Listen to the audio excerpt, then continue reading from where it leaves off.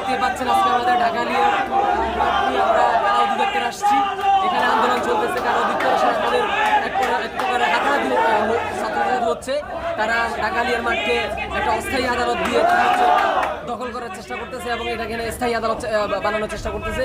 তারা হচ্ছে 16 সাল পর্যন্ত এই অস্থায়ী আদালতের একটা ঠিক ছিল, 16 সালের পরও তারা 18 সাল পর্যন্ত ছিল। এখন পর্যন্ত স্বৈরাচারের পতন হলেও ঢাকা এই স্বৈরাচারের যে দোসররা এখানে রয়েছে কারা অধিদপ্তরে, তারা হচ্ছে ঢাকালিয়া মাঠকে দখল করার জন্য আপনার চেষ্টা করে যাচ্ছে।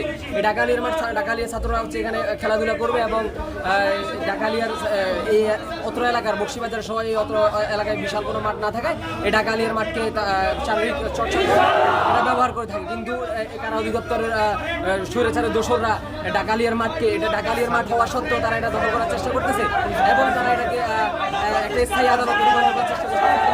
আপনারা দেখতে পাচ্ছেন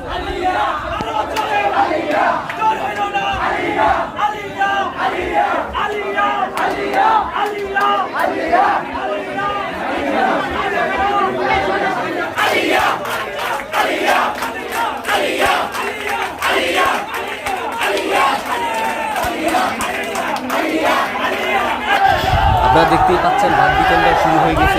তাদের সাথে কিন্তু ছাত্রদের এক ধরনের হচ্ছে হাতাহাতি পর্যায়ে চলে গেছে। তারা হচ্ছে এই আলিয়ার মাঠকে তারা দখল করে রাখছে এবং তারা এখানে অস্থায়ী আদালত করতে চায়। তারা অস্থায়ী আদালতের নামে মাঠ দখল করে তারা চলছে এবং এটা মাঠ এক পর্যায়ে তারা দখল করে রাখছে। তারা এই মাঠ চাচ্ছে না এবং এই জন্যই ছাত্রদের কাছে আন্দোলন চলতেছে। আপনাদের ক্ষেপে আছে এবং ছাত্রদের আন্দোলন চলমান আছে। তাদের সাথে আমাদের আলিয়ার ভাইস প্রিন্সিপালের হয়েছে, যদিও তারা এক পর্যায়ে এটা মানে নাই। ছাত্রদের যথেষ্ট আন্দোলন তারা বসেছে, ছাত্রদের আন্দোলন কিন্তু চলমান হয়েছে।